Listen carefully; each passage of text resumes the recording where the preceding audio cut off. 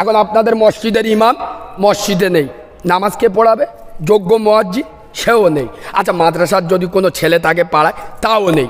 আপনারা 4 জন আছেন, 2 জন pant shirt পরে হয়েছে, দাড়ি চাঁচা, আর 2 জন এত বড় পাঞ্জাবি, শয়তানের চোখ বুলু হয়ে যাবে। হ্যাঁ, আপনার দাড়িও এত বড়, বুঝলে? 2 জন এইরকম, আর 2 জন দাড়ি চাঁচা মাল প্যান্ট শার্ট পরে আছে, আর 2 জন নবীর সুন্নতি পোশাক পরে আছে। বুকে হাত দিয়ে বলুন, নামাজ কে পড়াবে? দাড়িওয়ালা চাচা পাঞ্জাবি পরে, তাই না? না, শরিয়াত এটা বলে না। শোনেন, শরিয়াত এটা বলে না। যুবকদের কেন ছোট করেন? আরে ওর মুখে দাড়ি নাই, তা কি হয়েছে? কি আর দাড়ি নেই কাল লাগবে? আর পাঞ্জাব পরেছে কাল পাঞ্জাবি পড়বে, ওর মধ্যে ঈমান নাই। শোনেন, মসজিদে নামাজ পড়াবে সে, ওই 4 জনের ভিতরে শরিয়াত বলছে কোরআন তেলাওয়াত করো, 4 জন কোরআন শরীফ পড়ো। যার কোরআন পড়া শুদ্ধ হবে, প্যান্ট শার্ট পরে থাকলেও মসজিদে ইমামতি সে করবে। খালি ফতোয়া দিলে হয়ে যাবে? কথায় কথায় খ্যাচ খ্যাচ খ্যাচ খ্যাচ করে ফতোয়া দিয়ে ইসলামকে কঠিন করে দিয়েছ। বলে প্যান্ট শার্ট খ্রিস্টানদের দেশ। তা প্যান্ট শার্ট যদি খ্রিস্টানদের দেশ হয়, ইংল্যান্ডের মুসলমানরা কি পরে? লুঙ্গি পাঞ্জাবি? কথা বলে না, কি লুঙ্গি পাঞ্জাবি পরে?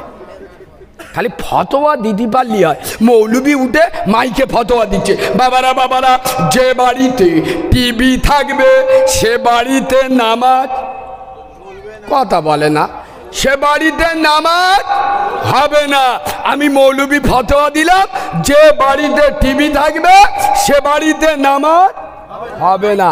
আমি খোদার ঘরে মসজিদে দাঁড়িয়ে নামাজ পড়ছি, আমার পকেটে 8 ইঞ্চি যন্ত্র, কি? আরে মোবাইল গো, আমার নামাজ হবে? আচ্ছা, আপনারা কিরম জ্ঞানী লোক বলুন তো? টিভিতে যা চাইবেন তাই পাবেন, কথা বলে না। টিভিতে যা চাইবেন তাই পাবেন, মোবাইলে যা চাইবেন তাই পাবেন। যুবকরা বুঝতে পেরেছে আমি কি বলছি, শুধু মুখই বললি হয়, কি দেখবে বলো? তাহলে টিভি ভয়ঙ্কর না মোবাইল ভয়ঙ্কর? জোরে বলেন, টিভি ডেঞ্জারাস না মোবাইল ডেঞ্জারাস? তাহলে টিভির থেকে ভয়ঙ্কর মোবাইল, টিভির থেকে ডেঞ্জারাস মোবাইল, টিভির থেকে মারাত্মক মোবাইল। টিভি বাড়িতে থাকলে যদি নামাজ না হয়, তুমি মৌলবি খোদার মেম্বারে মোবাইল লেগে নামাজ পড়ো, তোমার নামাজ কি করে হয়? খালি ফতোয়া দেওয়া। এই শোনেন, কাল সকালবেলা আবার মারামারি করবেন না, ভেঙে বলে দিলি। শোনেন, এখন আমি কারিমুল্লাহ, আয় বাবু, ছুরি গো, হাওড়া জেলার লোকেরা ছুরি বোঝেন? ছুরি, চাকু, চাকু, চাকুল দিয়ে আপেল কেটে খেতে পারি, আবার কোলা কেটে খেতে পারি, পেপিয়া কেটে খেতে পারি, আবার ওই ছুরিটা নিয়ে আপনার গোলায় টেনে দিলি, কথা বলে না, খুন করা যায়। ছুরি দিয়ে আপেল কেটে খাওয়া যায়, আবার মানুষ খুন করা যায়। ছুরিটা নাজায়েজ হবে কেন? আর আমি কিছু বোঝাতে পারছি না? টিভি একটা মেশিন, টিভি আল্লাহর নিয়ামত। এই আমি আপনাদের সামনে কথা বলছি, আমি দুনিয়া সম্পর্কে না জানলে আপনাদের বোঝাবো কি করে? ডিসকভারি চ্যানেল দেখুন, সমুদ্রের তলদেশে লক্ষ কোটি হাঙুর কুমিরের রুজি পৃথিবীর কোন সরকার দিচ্ছে? আরে ভুলে গেছেন মুসলমান, দাউদ নবী, না আমার ভুল হলো, সরি, সুলাইমান নবী একদিন আল্লাহর কাছে জেদ ধরে, ও আল্লাহ, আমি তোমার মগলুকাতদের একবার খাওয়াবো, দাউদ করে, কথা বলে না, একদিন খাওয়াবো। আল্লাহ বলে, সুলাইমান পারবি না, বলছে আল্লাহ আমি তোমার হাতে পায়ে ধরে বলতেছি, একবার আমার সুযোগ দাও আল্লাহ, আমি তোমার হাতে পায়ে ধরে বলছি। সুলাইমান নবী জেদ ধরেছে, আল্লাহ তোমার মখলুকাতদের আমি দাওয়াত করে কদিন? একদিন। আল্লাহ বলতে যে সুলাইমান তুই পারবি না, বলছে আল্লাহ তোমার হাতে পায়ে ধরে বলছি, আমার একবার সুযোগ দাও। এই বাবু এদিকে দেখা, একবার সুযোগ দাও।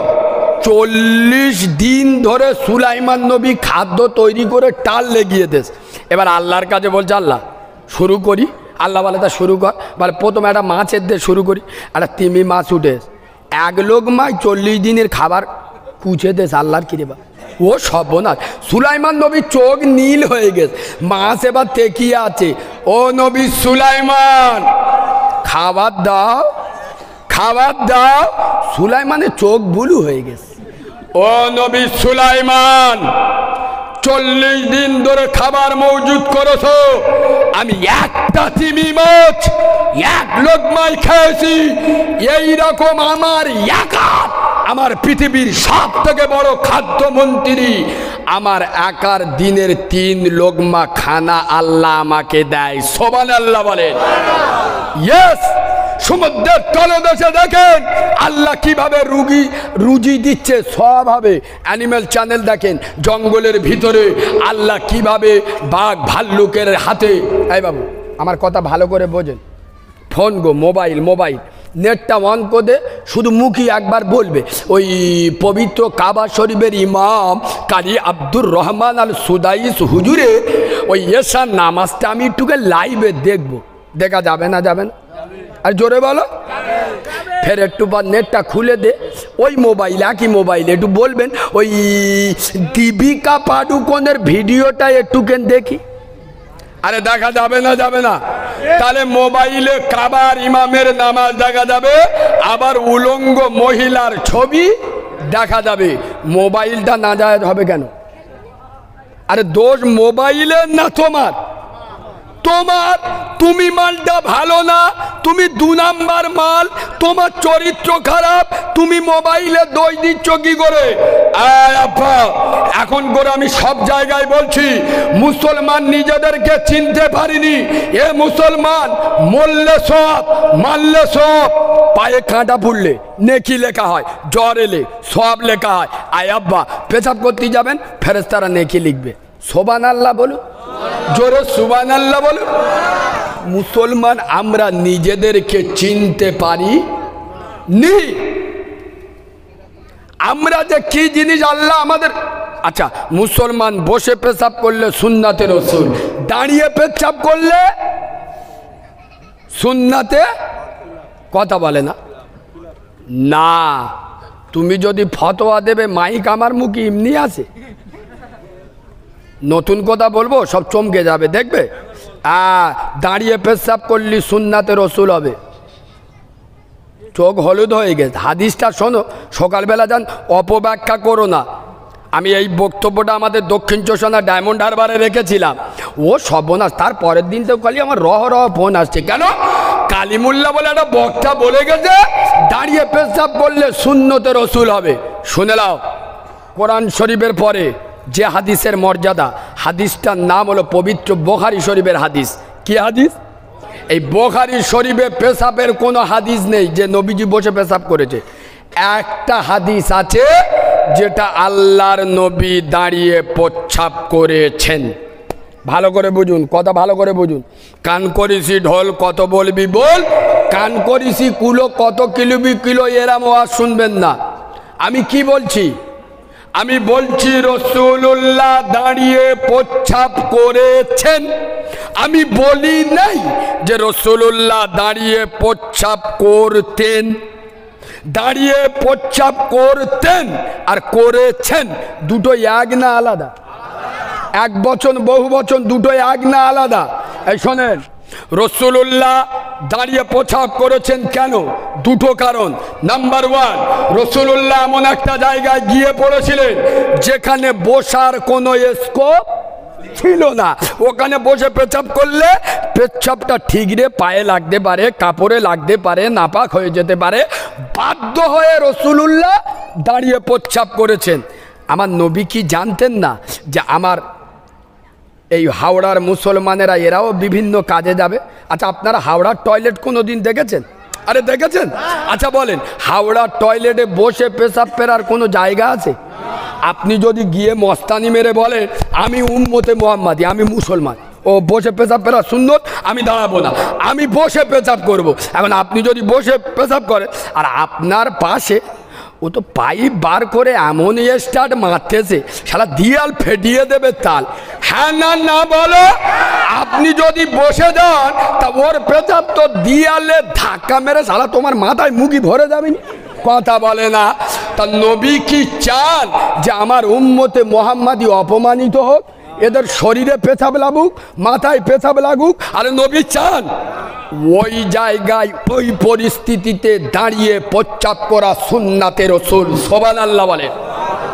আরে মুসলমান কেন বোঝো না? শুকরের গোশত খাওয়া হারাম, জান বাঁচানোর ক্ষেত্রে খেলে হালাল, না খেয়ে মরে গেলে আত্মহত্যার গুনাহ হবে। ইয়েস, আরে বাধ্য হয়ে, তোমার অপশান আছে, এখানে বসার কোনো স্কোপ নাই। ভাই অপব্যাখ্যা করবেন না, তার মানে আমি বলছি না সব সময় দাঁড়িয়ে পেচাপ করবেন। বাধ্য হয়ে স্থানকাল পাত্রের উপরে এই দেখেন, আমি আরো একটু বললি আপনারা কি বক্তারে, নবীর ভুল ধরতেছে, আল্লাহ নবী নামাজে ভুল পড়েছে, এটা চোখ হলুদ হয়ে গেছে। আরে নবীজি যদি নামাজে না ভুল পড়তো তা উম্মত কি করে শিখতো? নবী ইচ্ছা করে ভুল পড়িয়েছেন, কেন? উম্মত শিখে নিক নামাজে কি করে ভুল পড়লে লোকমা দিতে হয়, কেমন ভুল করলে সসিজদা দিতে হয়। উম্মত শিখবে কার কাছ থেকে? রসুল বলেছেন সল্লু কামা রাআইতুমুনি উসাল্লি, বুখারীর প্রথম পৃষ্ঠায় ওপরে লেখা আছে সল্লু কামা রাআইতুমুনি উসাল্লি, নামাজ ওইভাবে পড়ো যেইভাবে আমি রাসূলুল্লাহ আমাকে পড়তে দেখো ছোন। তা রসুল আমাদের জন্য স্যাম্পল। আমাদের যে মুসলমান, আমি বারবার কি বলছি, আমরা ইসলামটাকে বুঝতে পারিনি। এই দেখেন, যুবকরা নামাজি হলে আরো 5টা নামাজি বাড়বে না কমবে? এই গ্রামের যে পঞ্চায়েত সমিতির নেতা, সে তৃণমূল বলেন আর সিপিএম বলেন, আমরা যদি তাকে বুঝিয়ে মসজিদে আনতে পারতাম, সে নামাজি হলে আরো 5টা নামাজি বাড়তো না কমতো? আমাদের দুর্বলতা আমরা বুঝতে পারিনি। মুসলমানের ছানা জামাতে যে করিমি ধরে করি, চল না বাপ চল, আসরে নামাজটা একটুখানি পর। করিম বলে আমি পেচাপ করে কলম ধুইনি। আরে হ্যাঁ না না, হ্যাঁ না না, পেচাপ করে কলম। তা জামাতের লোক বলতেছে কি আজকে বলে আমার শরীর না পাক, তা বলে মসজিদি চল। বলে কি লোক দা, আমার শরীর না পাক বলি যে ফের মসজিদি নিয়ে যাবে। তোর বলেছে শালা তুই চুপ করে চল যাবি, তোর কে ফতোয়া মারাতি বলেছে? ফতোয়া দেওয়ার দায়িত্ব আলেম দে। ও সাধারণ লোক জামাতে গেছে, ও নামাজে দাউদ দিতে গেছে, ও যা বলতে ঠিক বলতেছে, তোর শরীর না পাক তো, ও বলতেছে চল তুই চলে যাবি, তোরকে ফতোয়া মারাতি বলেছে। তুই যদি ফতোয়া মারাতি যাস আলেমদের কাছে যা। কিরাম না পাক হলি মসজিদি ওটা যাবে, তোর বাপদাদা 14 পুরুষ জানে। আমরা মাদ্রাসায় পোঁত ঘষেছি এমনি, যেই বলবে না পাক ওই মালের নে মসজিদি চলে যাবে। হ্যাঁ, এ ফতোয়া সব জায়গায় বলা ঠিক নয়। আলেম আম সমাজের মধ্যে বিভেদ সৃষ্টি হবে, ওই জন্য আমরা বলি না। কেমন শরীর নাপাক থাকলে মসজিদে যাওয়া যাবে সে শিক্ষা তো তোমার ভিতরে নেই। খালি মুসলমান কোনোদিন নাপাক হয়? আরে মুসলমান নাপাক হতে পারে না, লা ইয়ামাসসুহু ইল্লাল মুতাহহারুন। মুসলমান পবিত্র হবে, মুসলমান অপবিত্র হতে পারে না। আর এই কি গ্রামের নাম? আলিপুকুরের করিম আলী দিনে 10 বার পেচাপ করে, একবারও পেচাপ করে কলম ধই না। এ যদি উলুবেড়ের বাজারে বুকে হাত মেরে বলে উম্মতে মুহাম্মাদি, ফেরেশতারা আদলা ইডিনে ঝাড়বিনি মাথায়। আরে কথা বলে না মুসলমান। শোনেন, মুসলমানদের অনেক হয়ে গেছে তো, কটা বাজে? 2 ঘন্টা হতে যায়, 11:30, 11:30 তো, 11:12। শোনেন, মুসলমানদের ভিতরে কটা কোয়ালিটি বার করেছি বলবো বলবো, আর সবাই মিলে বলুন। আর একটু বলবো না ছেড়ে দেবো? ওই তকবীর দান, নারাই থাকবে, নারাই থাকবে। 7, 8, 9, জাকাত না দিলে খোদা নেবে, ওরতে ফুসকুড়ি বেরোবে, 3 লাখ টেনে নেবে। হ্যাঁ না না বলো? জাকাতের কথা হঠাৎ যখন এসে গেছে একটুখানি বলে দিই, নইলে নোকতাটা আপনারা ধরতে পারবেন না। যারা মালিকের নেশা ভাবে, আয়া বেদিকে দেখাও, যারা মালিকের নেশা ভাবে 30-40 হাজার টাকা খেয়ে দিয়ে বছরে বাঁচবে, তাদের জন্য 100 টাকায় 2.5 টাকা, 1000-এ 25 টাকা, 1 লাখ টাকায় 2.5 টাকা জাকাত দিতে হবে। আচ্ছা, জাকাত ফরজ, ওয়াজিব, সুন্নত, নফল না মুস্তাহাব? আপনাদের কি বলে মনে হয়? ইয়েস ইয়েস, জ্ঞানী লোক। ফরজ মানে আল্লাহর হুকুম। কোরআন শরীফে যতবার নামাজের কথা এসছে ততবার জাকাতের কথা এসছে। ভাই আমি খুব কড়া কথা বলছি, ভালো করে শুনুন, কোথায় ঢুকছি খালি দেখেন। এখন জাকাত আপনি দিলেন না, অনেক লোক কিছু কিছু দেয়, অনেক মাল তো মোটে দেয় না। আচ্ছা বলুন তো, জাকাত জীবনে কবার দিতে হবে? ইয়েস, প্রতি বছর, বছরে একবার। এখন আপনি জাকাত দিলেন না, জাকাত দিলেন না, জাকাতরা কি আপনার মাফ হয়ে গেছে না আপনার ঘাড়ের ওপর চেপে আছে? চেপে আছে। জাকাত দিলেন না আপনি, বগরা ঈদ চলে এলো, ছেলেরা বলে আব্বা কুরবানি দেবে না, দেবো মানে কি শালা এমন মাল আনবো গ্রামের লোক দেখবে আর জ্বলবে লুচির মতো।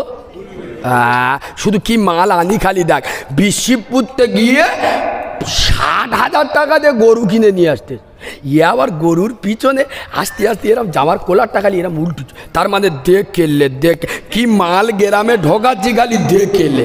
আরে হ্যাঁ না না, হ্যাঁ না না, 60,000 টাকা দিয়ে গরু এনে কুরবানি দিচ্ছে।